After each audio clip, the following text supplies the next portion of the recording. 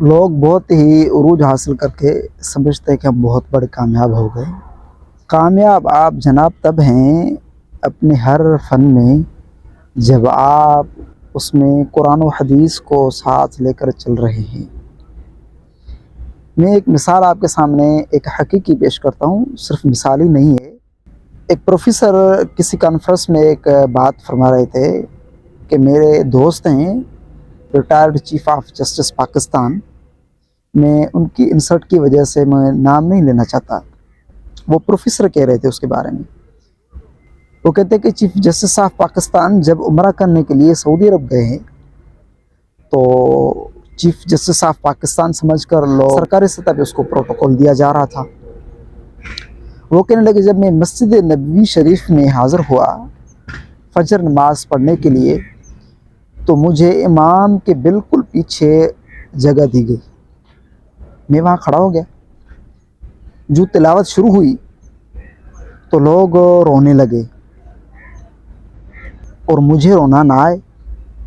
میں حیران و پریشان ہوا کہ امام بھی رو رہے ہیں اور میرے دائیں بائیں جو لوگ ہیں وہ بھی رو رہے ہیں، پتہ نہیں کیا ماجرا ہے۔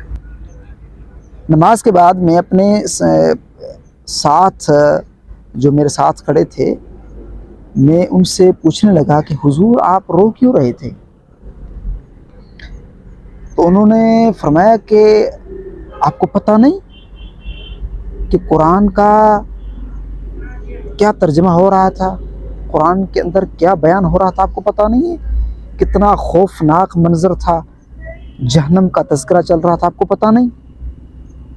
ہم سارے اس وجہ سے رو رہے تھے کہ اللہ تبارک و تعالیٰ فرما رہا ہے کہ جہنم کی آگ بھڑکائی جائے گی، اس کا یہ منظر ہوگا، لوگ اس میں جلیں گے اور لوگ اس کا ایندھن بنیں گے۔